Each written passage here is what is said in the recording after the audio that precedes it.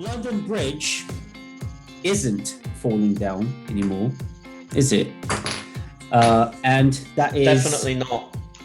It isn't, but it used to be. So much so that they made a song out of it.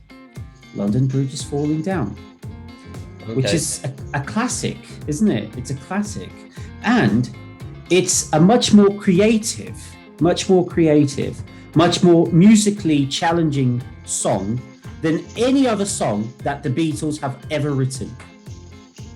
And that's my intro. Did the Beatles write any songs about bridges? I mean, we've got London Bridge by Fergie, which was supposed to be Tower Bridge, but I guess that wouldn't have been so cool. So she had images of Tower Bridge and was saying London Bridge, which for me in the pop world where there's a lot of money thrown into that, literally thrown into that, someone should have gone, isn't that wrong? But anyway, because it's pop, people don't care. Doesn't matter. Yeah. Nobody listens to the lyrics. London Bridge. Anyway. Nobody listens to the lyrics. I do. Well, of course they do. No, 12-year-olds learn the lyrics. 12-year-olds. They learn the lyrics. Where? In England. In England, not in Brazil. Everywhere. Well, but then again, every song that a 12-year-old listens to here in Brazil is about crime or drugs or sex. So it's pretty easy. That's a very conceited thing to say. Granddad, you're totally out of touch with the kids, man. And you should be. You've got a daughter. Yeah. I got married to a teenager practically. like Woody Allen. Yeah, guys. My wife is Please 14, don't sue me. That's pretty heavy. My wife's 14 years younger than me. So we started dating, she was 17, I think. But we're married now, so it worked out. And I'm not going to say the word because YouTube will probably get us banned. But well, it was bound to happen. 17 was the age limit, and she just made it. So. And now you've signed a piece of paper for love. It's all legal. I have. There's no problems there. Yes, I have. And I have to talk about this because I think it's related to the topic today, all right? Look, really? You know how... that's interesting. I'll make sense of it. I got married for love, and I'll prove it. I can prove it to you. Right, here we go.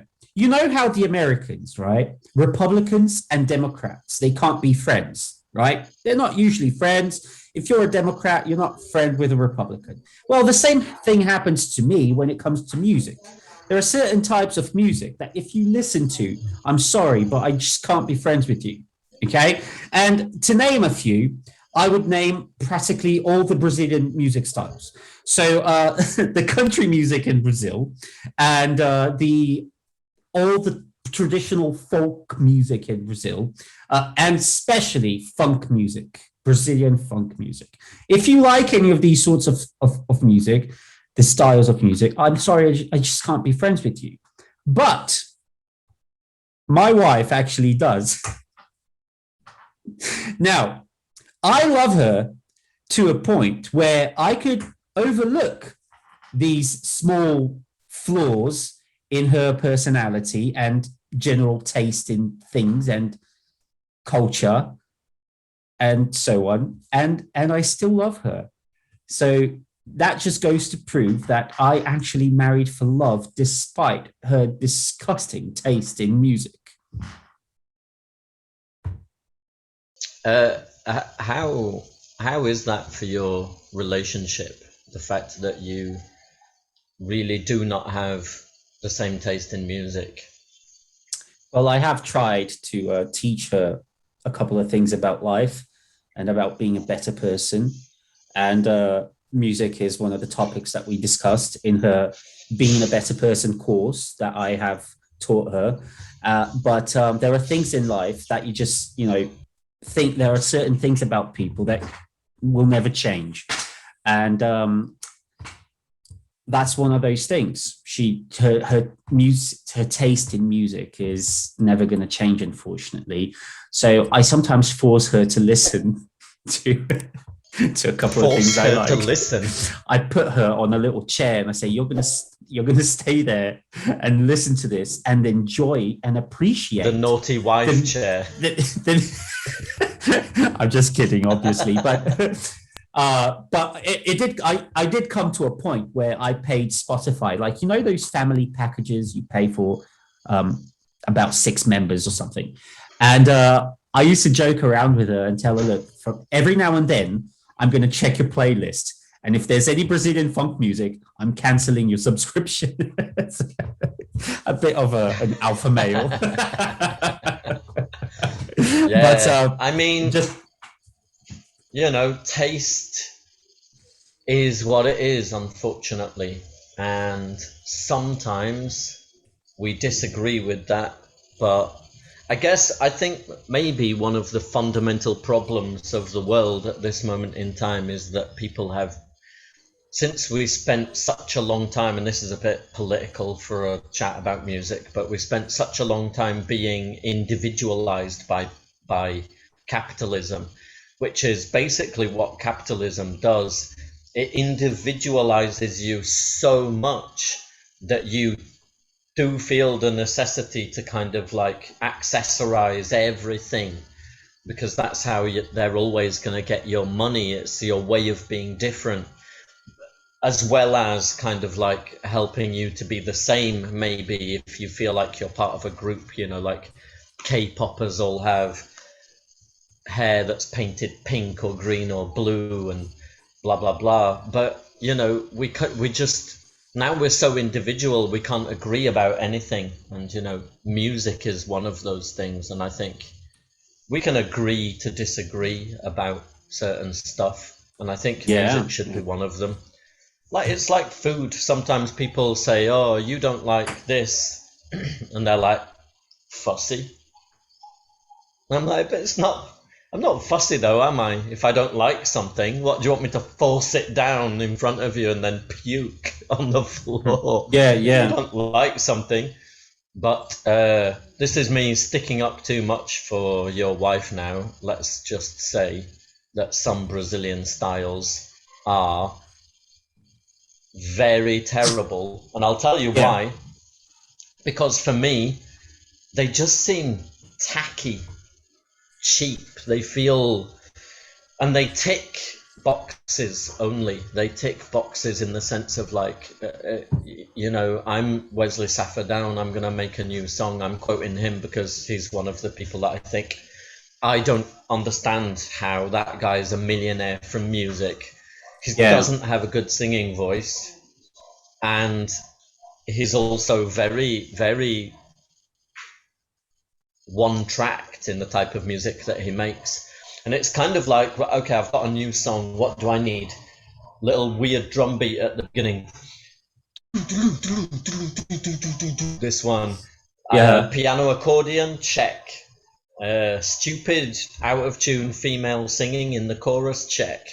Weird kind of bouncy bass line that never stays on one note for more than a millisecond, like check. And this kind of like checklist leaves the music very, very strange.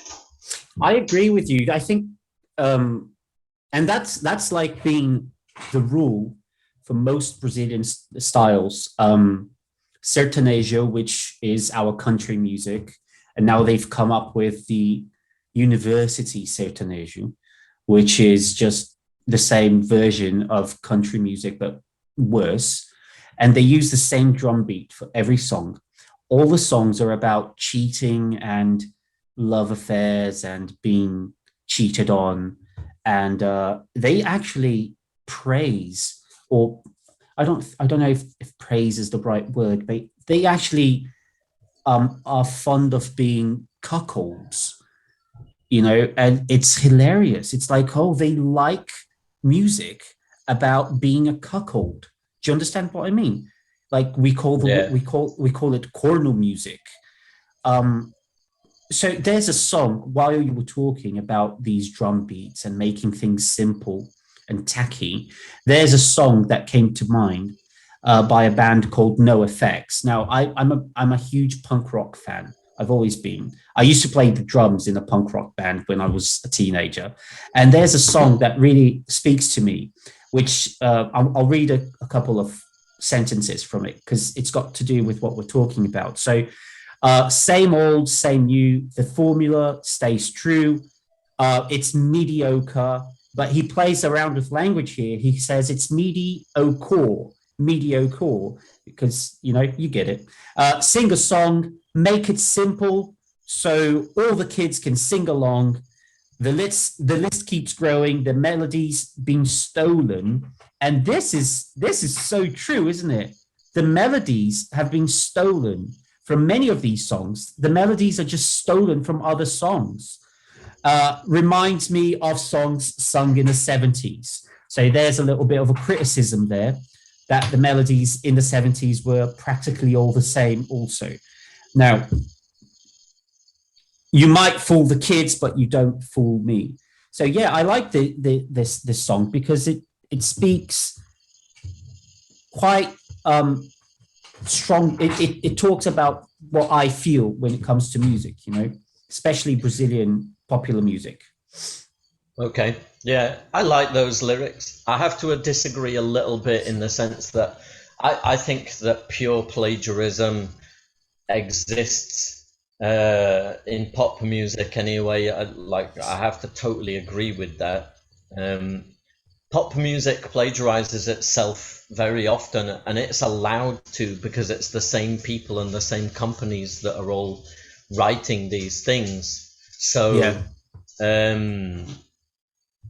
It's very easy for the pop industry to kind of reference itself the whole time because it's the owner of its whole body of work. Yeah. That's one of the problems actually. But since I'm a songwriter myself, I can tell you I've stolen melodies. I've stolen melodies recently from things past. And for me, it works to a point as long as you're not afraid to admit that you've ripped something, that you've reworked something, and it can't be all the time, and it can't be the whole song, and so on. That's kind of golden rules mixed Would you up with call like that? some kind of leniencies. I'm sorry. Would you call that stealing or inspiration? Because you might get inspired by a song. Do you know what I mean? You might get Yeah, totally. inspired by a song, like, oh, I like this part of the melody, and that inspires me to come up with something new. I wouldn't call it stealing. I think you're borrowing it. You can't steal from something. I'm not going to take it away from the original if I use it. Yeah. So the original will always be the original. So if I can take that and rework it, in one of my old bands in Recife, I spent a little bit of time playing in that band with no drummer, and we had a guy who was just sequencing the drums. That left it a little bit loopy, which meant I immediately, as the bass player, kind of took on that role of helping the loop. So what I used to do is rework popular melodies from the 70s and 80s into a bass line and just kind of throw that on top of this very kind of electronic drum beat. And that was how I played for a little while. And for me, I think I was the only person who got the concept of what I was trying to do. I think I never managed to kind of like project that out to the people, or if people noticed, they never said anything. But that's music for me. I don't think you have to be afraid to reuse and rework stuff. I just think there's a way to do that. Oh yeah, yeah. I get it. And beyond that, it kind of is what it is. Even in modern Yeah. life, people get done for plagiarism. Do you know where I am, by the way? Have you noticed the setting Is that since you Abbey Road? mentioned the Beatles? It is. It's Studio Abbey 2 Road. in Abbey Road. Yeah. Songs that were recorded here come together, I think. Okay. Money Yeah. by Pink Floyd. Wow. Okay. So since you're mentioning a couple of bands, let's talk about your musical influences because, to be completely honest with our viewers, I I played the guitar for a while when I was a bit younger, and You're Carl a was good actually. guitar player. Oh You're a no, I'm good not. guitar I'm player. not. I'm not. I'm really. I I'm not always being remember modest. our I'm really trips not. to I always remember our trips to Campinas. You were the only ever guitar player in the world, probably, to take the advice of a bass player and buy Yeah, I a was just. guitar that a I bass. was.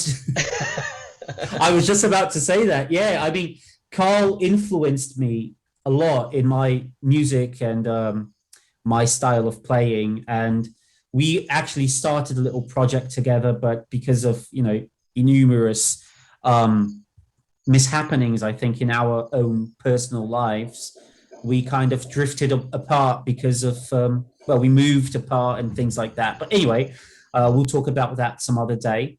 But yeah, you were a great influence in my musical life, and I started listening to Mars Volta because of you, and the Arctic Monkeys for a while, and influenced by your style of playing. Incubus, I remember we talked a lot about Incubus at one point, and so I would like to get you to talk to us about your musical influences. I mean, my dad was a mega Beatles fan, but also he just loved anything from the. Yeah. Sorry, I, I've been trashing the Beatles.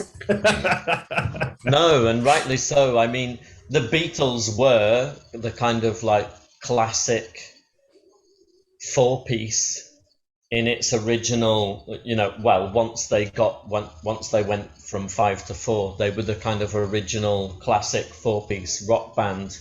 um, the first one to do that was always going to be famous. I don't want to take too much away from Paul McCartney, but he did write the Frog chorus. So, you know, the Beatles were what they were for a specific time.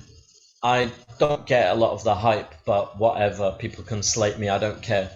Yeah. My dad also, he liked a lot of very vocal stuff from the 50s and 60s, and music in that time had to be simple. It had to be 2 minutes and 30. It had to have a decent melody and a decent lyric, and the rest was fairly consequential. So I was listening to melodies a lot as a kid. My sisters liked Michael Jackson and Madonna in their kind of heydays. Um, my stepbrother was a big influence on me because he really loved the Police, and he loved Parliament and Funkadelic and Grandmaster Flash and a lot of that. So as a kid, like, the influence was all around me and I didn't understand any of it. So I kind of went through my child years being very affected by anything that anybody else listened to, including a lot of crap, a lot of pop. Mm-hmm. I think Mm-hmm. I don't mind admitting, but the first single that I ever bought back in the day was "To Pow, China in Your Hand." I mean, it's a terrible, terrible song, but for some reason I loved it. There was something, and I think that that's the thing about music. If there's something that you like in the song, it will attract you. And then I started to get into the Red Hot Chili Peppers, thanks to a couple of different influences, and that was a type of music that just made sense to my soul instantly. From around that time, I'm talking about early Red Hot Chili Peppers, the first 4 or 5 albums, up to Blood Sugar Yeah. Sex Magic. Yeah. I've gone off on them more in recent times. I just think, things get a little bit kind of played. I'm looking forward to the new album, but just because it's been such a long time. But I mean, as influences go, all of the people that I've mentioned so far, definitely. I think Stevie Wonder was quite a big influence on my kind of passion and energy for playing music, whether it be drums, bass guitar, whatever I'm doing. I have tried to play all of those instruments at one point in time. Also, you know, I have to mention a good friend of mine, two good friends of mine actually, both called Gavin. One is Gavin Melnick. We were 15 and he was having guitar lessons, and he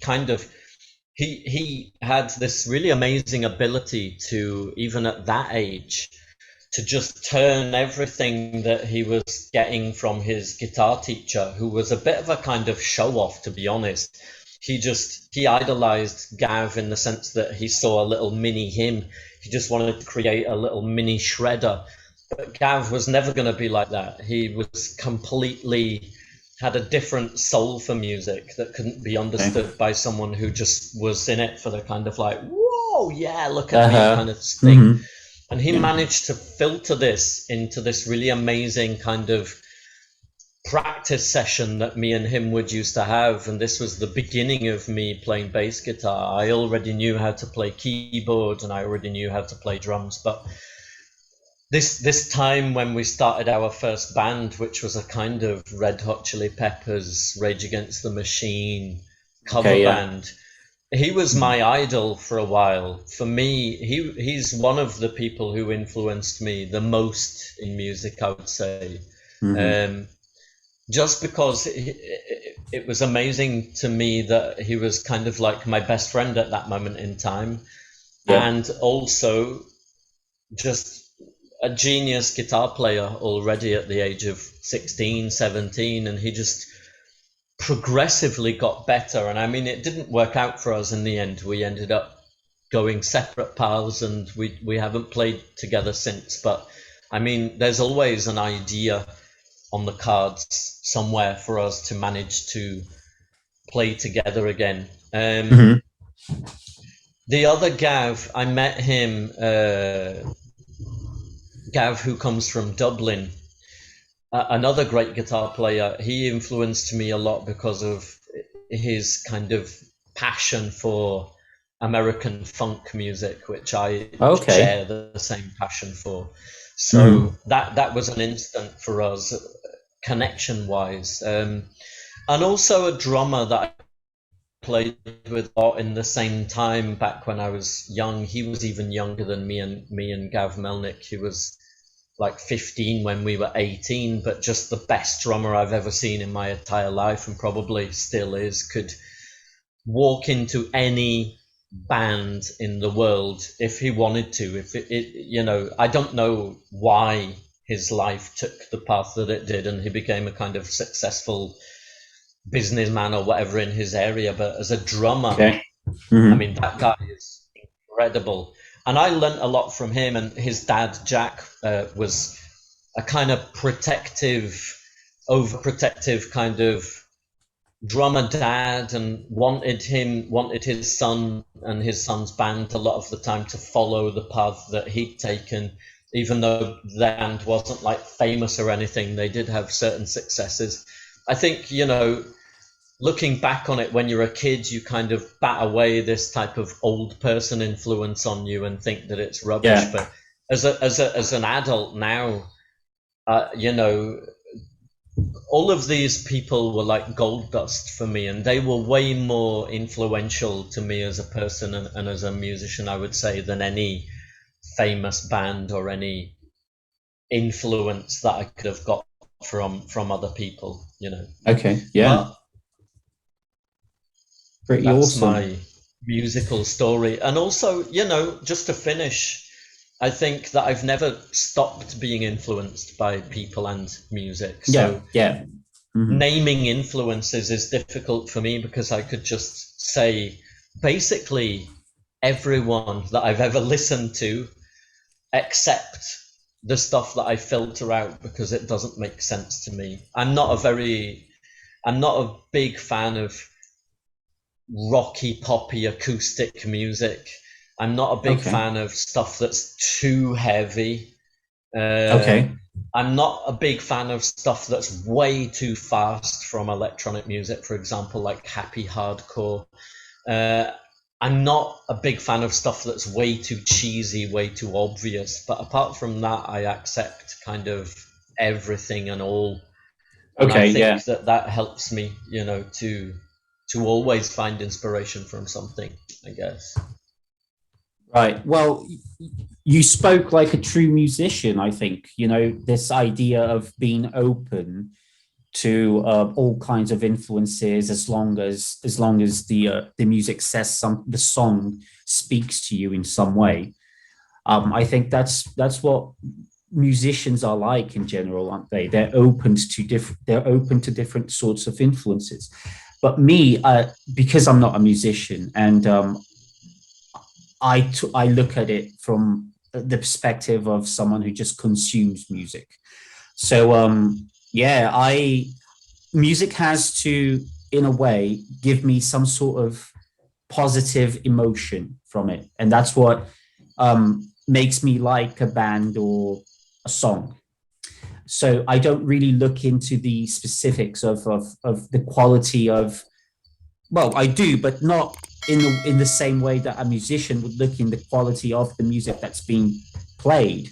I would believe that when you listen to something, you, as a musician, you're always analyzing the bass line and how everything comes together. Uh, as a fan, when I listen to music, it's just all that matters to me really is, well, it has to be good quality music, but it has to say something to me. It has to speak to me in a way. It has to uh, provoke emotions. So for that matter, because I am seeking emotions when I'm listening to music, I do have a varied uh, I like varied styles of music, and I do go from all the way to the heavy, really heavy screamo, um, tantrum kind of music, to the very light acoustic stuff. As long as it's speaking to me in a way, I enjoy listening to it. So if you open my Spotify, I mean, you'll listen to acoustic guitar geniuses like I don't know, a lot of a lot of them. I also like listening to piano music like Ludovico Einaudi. I like the heavy stuff like Silosis and heavy speed metalcore kind of stuff. And the classics, Maiden, Megadeth. I also enjoy that very much. So, can I ask you another question? Is that okay? You can.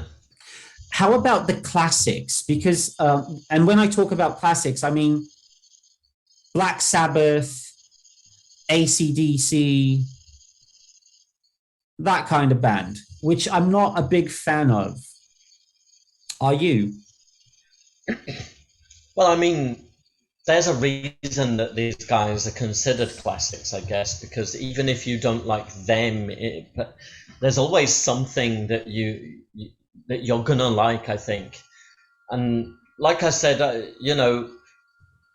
I had my period of being a rocker, and I look back really fondly on my period of being a rocker. And everybody always thinks that I'm a rocker when they meet me. Actually, that I get even with short hair, I get pigeonholed as a rocker very quickly. Um, that period finished for me really probably in around about 1995, 96, I would say 95.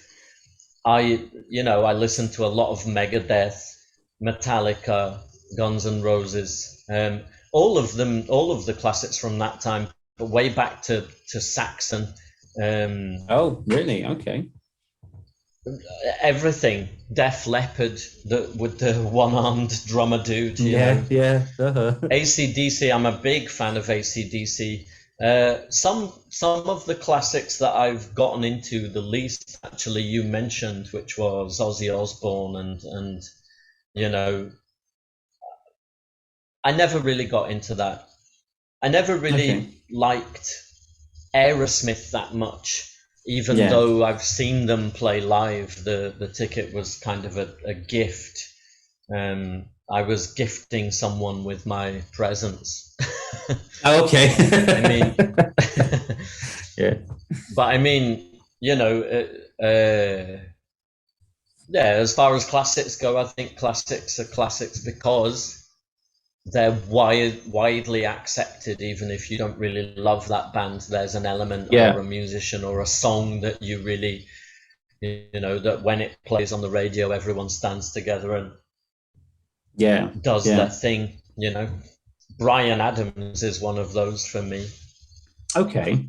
So when you're listening to music as a fan, forget Karl the musician as a fan. What Okay. kind of do you seek emotions also? Like, do you listen to music depending on your mood? If you're feeling a bit anxious or happy, do you seek music to suit the mood you're in? I used to, but not so much anymore. Like these days, what happens mostly is that I will try to find something that I enjoy a lot, that I know, I've got my kind of go-to playlist maybe, or I've got my go-to Okay. selection, or I think at that moment I really want to listen to this band.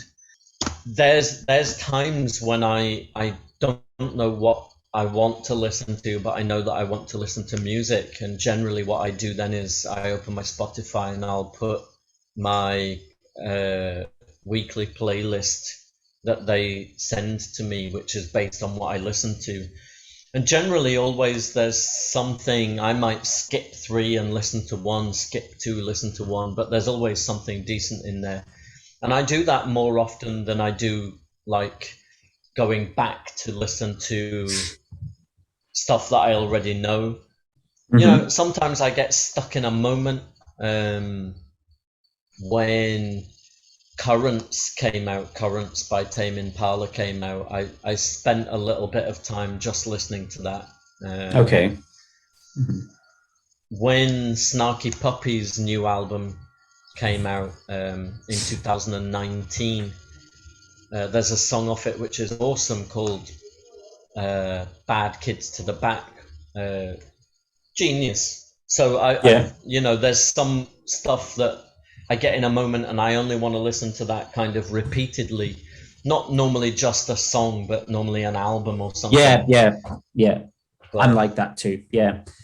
I get in this moment where I have to listen to that band and that band only. And for a while, I'm like that. But even though I have these moments, I still have a go to band, that when I need a break, I always go to the same band. Do you have a go to band? I have go-to bands. Okay. Yeah. Who's your Okay. go-to band? Oh, Chili Peppers, Pearl Jam, and Megadeth. Definitely. Okay. Yeah, I mean they're good go-to bands because there's a body of work that you can choose from, even time periods. If you That's true. go Yeah. to Red Hot Chili Peppers, you can choose for different time periods if you like. Blood Yeah. Sugar Sex Magic, let's just say, is one of the best albums recorded of all time. Why? I Because it's flawless and seems like it could have been recorded yesterday because the yeah. music was so modern Yeah. and timeless at the same time. It's like if you those bass guitar and drum parts that they recorded for that album are timeless. If it Yeah. sounds like it could have been made yesterday. Completely uh, agree with you. Completely agree with you. Yeah. Chili Peppers is probably one of my go-to bands, although I generally tend to listen less to the more modern stuff, like Stadium Arcadium a little bit, but beyond that, not so much. My go-to Okay. bands really are Tame Impala, Snarky Puppy, and Tori Amos. People Are they never British understand. bands? Are they British bands? Snarky, no, Tame Impala is Australian. Okay. Uh, he's a genius, Kevin Parker. Snarky Puppy is a band of dudes from. They came from playing churches in Texas, Oh, but okay. I guess they kind of formed really in New York. But for me, the pinnacle of how to make people like jazz, I think, is one thing you could say about them. It's difficult to imagine someone. Yeah, they do a lot of work with singers, but they're essentially a kind of just instrumental band, and it is jazz, so there's always a jazz moment. But the bass player, who's the leader of that band, Michael League, for me Hmm. is one of the geniuses of our time, and who doesn't know him should check him out, even if you don't like jazz, because there's a moment in the songs that they create that's kind of for everybody. For me, it's very, Okay. very great. Tori Amos is an American singer.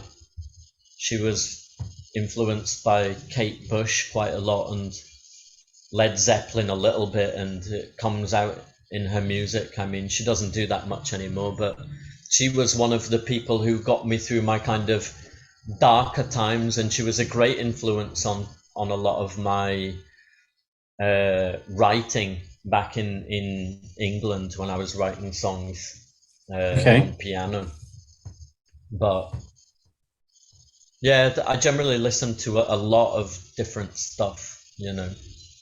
Do you like English pop music or English rock music? I By do. I mean, English, I mean British, right? it's all for me. It's all enveloped in there. I think one of the great countries in the world that people never talk about for music is Australia. It's Okay. like the stuff that comes out of there rarely kind of fails to please independently. Yeah. Remember Silverchair? I, Silverchair I came was from just about I Australia. was just about to say that. Yeah, I was just about to say that. Silverchair marked a period of my life actually. I think I everybody. Yeah, They were Silverchair. geniuses. I remember I actually heard them for the first time in Brazil. I was on holiday, and we came over from England to Brazil on holiday to visit family, and at a time when MTV in Brazil still played rock music. And I was first of all, I was stunned because MTV actually played rock music, whilst in England they had already stopped playing rock music long before that. And I was stunned. I was like, "Oh my gosh!" So MTV actually plays music, and that was the first time I heard Silverchair. I was so gobsmacked. It was so cool, you know. So I bought the album and went back to England listening to Silverchair. Marked a period in my life, definitely. I think people attach a lot of this kind of like excellence to British music, but it's just because of certain artists that you've had over time. Yeah. Beatles, Rolling Stones, and then Led Zeppelin from London, and then the Clash, the Police. Then you got into obviously the Spice Girls. Oasis. I was waiting to see what your reaction would be, and you just stayed completely. Yeah, the Spice Girls, check, got them on the Oasis. Well, because the Spice Girls were actually iconic, but Oasis and The Yeah. Verve. Do you remember The Verve? And Are they obviously still? musically brilliant, right? The Spice Girls. They were. I Musically mean brilliant. that Victoria Beckham is a genius. Yeah, yeah. And also lyrically genius. I want to zig a zag. I mean, I don't know, but I'm pretty sure that if you really thought about it, you could come up with a better lyric than that. It's like, I really, really, really, really want to zig a zag. And I'm listening to that thinking, Okay, that's good. That's that. So that's waiting to be edited then. Let's have a better idea. And then someone was like, no, I don't want to say it, but I think the person who accepted that was probably spending the money that he was making off Spice Girls on too much cocaine. And was like, Absolutely. Ziga Zaga. It's the perfect lyric for any pop song. It is. And that's Make why it the simple. 90s sucked. How dare you? The 90s was one of the best music eras ever. Everybody always Ever. says that about their favorite time. Yeah, It they really do. wasn't. Well, I mean, seriously, I really do think that the 90s was one of the best times. I mean, some of the most iconic music albums that came out, I mean, for me, obviously, were produced in the 90s. I do think that for rock music, like heavy metal, the 80s were a better period. But for all other music, the 80s was crap. It was terrible. Like pop music sucked. It was really, Oh, really be crap. careful. Like, Be careful. oh gosh. Be careful. No, impossible. How can you possibly think that the 80s was a good era for music? I don't agree with that. The 80s was great because the people had started to accept synthesizers in the 70s, and Kraftwerk and Frank Zappa and some other people were experimenting and doing cool stuff, and that was the avant-garde of that, But then came the 80s. 90s, and they thought, yeah, that was all crap. Let's do it without the synthesizers. Well, they kept using them, but I mean, what happened in the 80s was that it became a kind of free-for-all, and all of a sudden you had people just kind of like doing, and just... Ice, and also ice, it was a time... baby. Ice, hey, there's nothing wrong with Vanilla Ice. Sorry. You're going to have a lot of flack after this goes live, bad boy. There's going to be some trouble at the mill for you. Yeah, I'm sure there is. Leave your comments and leave your hate down here, everyone, please, because that really helps us to grow on YouTube. It does, yeah. And also, I'm going to be leaving some hate in the comments for you after that one. Yeah, from the beginning of the 90s, we had Guns N' Roses, we had Nirvana, we had Blood Sugar Sex Magic from the Chili Peppers, we had Rage Against the Machine, we had a lot of cool stuff. Faith No More, who were a great band. Pearl Jam. And Pearl all Jam of the released. Stuff. Pearl Jam released 10 in 93, I think. Was 93. It was. Yeah, exactly. It was a very prolific period.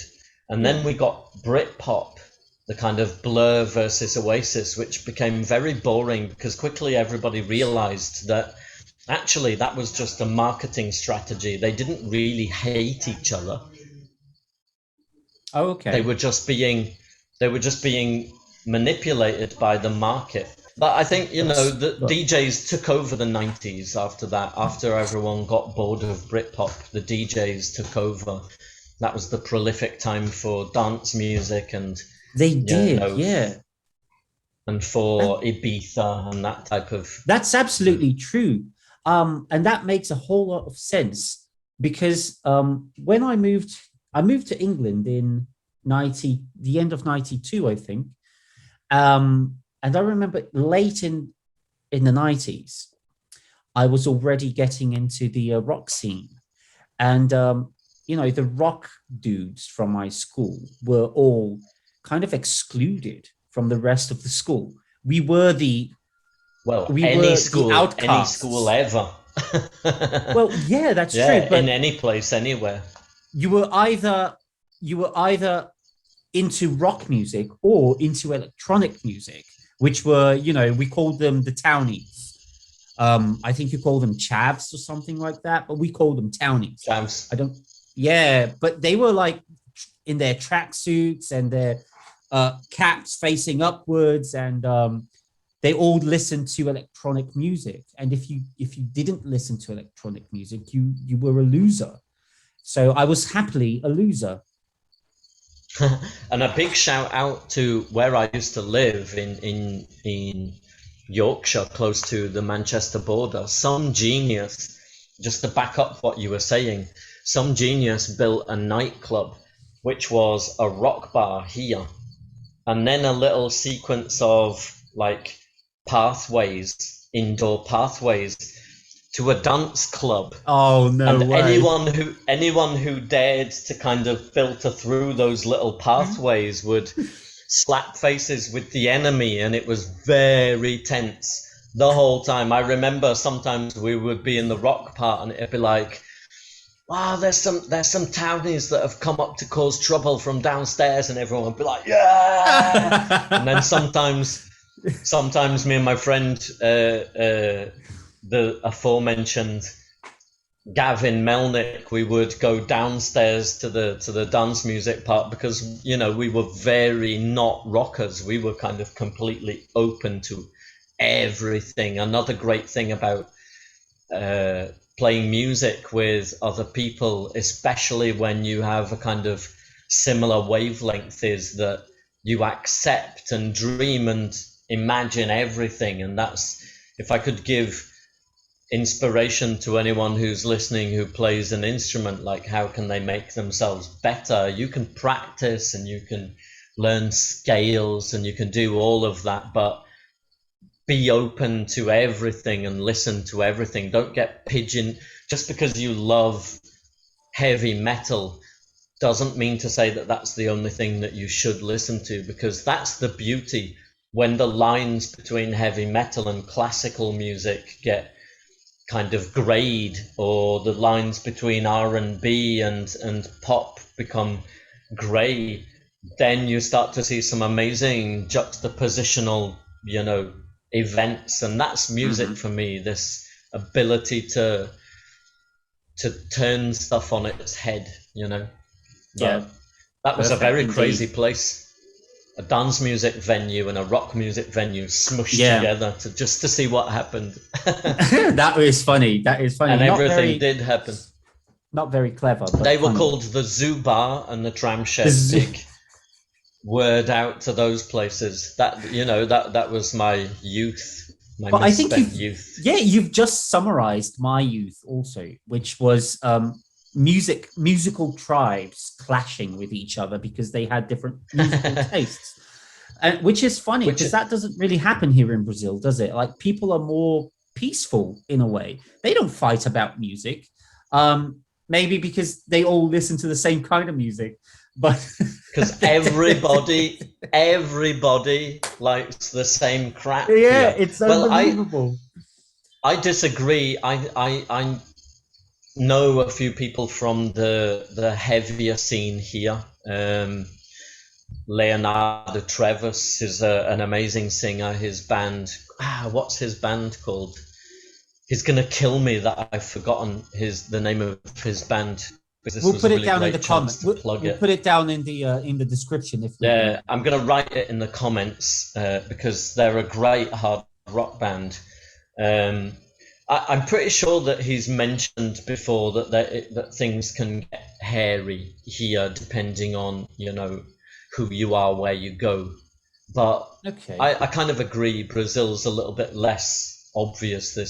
And it doesn't make sense, right? I think it never made sense. Music for me was always about bringing people together. Exactly. I agree.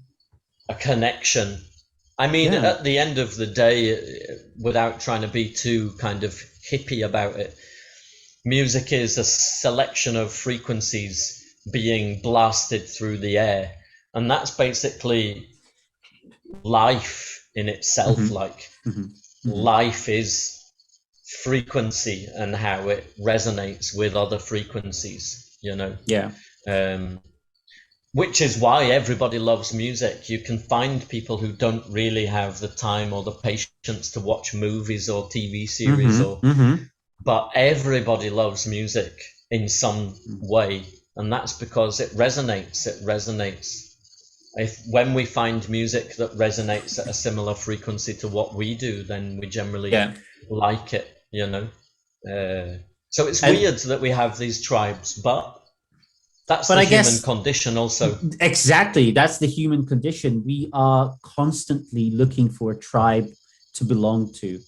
Um, Yeah. but there's something I want to mention to bring our podcast to an end because I have to go to my mummy's house for lunch.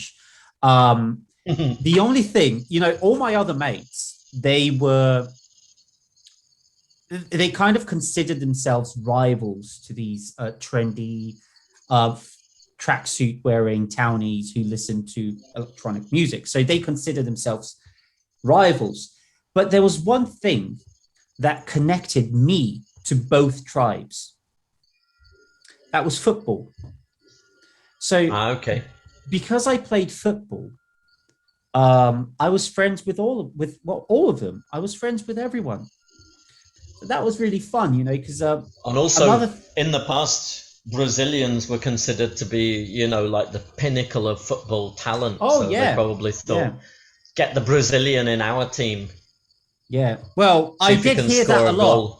I did hear that a lot. Get the Brazilian, but that was when I was playing, and the opposing manager said, "Get the Brazilian." I heard that quite a few times actually, and I was a tiny 10-year-old. I was a tiny 10-year-old playing in freezing winter, and I was just like running with the ball, and the manager said, "Get the Brazilian," and I'm like, "Oh, please don't." take the ball, take the ball. So yeah, that was fun times. I miss it. Fun times. Yeah. Just before we finish, the best style of music for you? Um, I'm gonna have to say rock because of all the possibilities, all the different variations of rock music. And I like practically most of them, from heavy death speed metal to really acoustic, indoorsy kind of guitar and voice. That's it. So I would have to say rock. Okay, good choice. And for you? For me, R&B is my future Karl, kind of. I never realized how much I liked it when I was younger, but it makes perfect sense because everything that I used to listen to when I was younger was kind of R&B. I just didn't know what it was. And all of the Okay. things that attract me to music comes from the styles that emanated from R&B. So definitely for me, that's that. Brilliant. Cool. And that's Okay. it. So if anybody would like to talk about something that we haven't mentioned, mention their favorite band, ask a question, leave a comment, leave some hate mail because of Izzy's how Despise much he for loves Beatles. the Yetis. The The Beatles. 80s and the Beatles. I, I don't know if you noticed, but I kept a very low key. I did. I should have done the same as you, but I can't control my tongue. I was very low key about the Beatles today. No, Yeah, but you it's were. okay.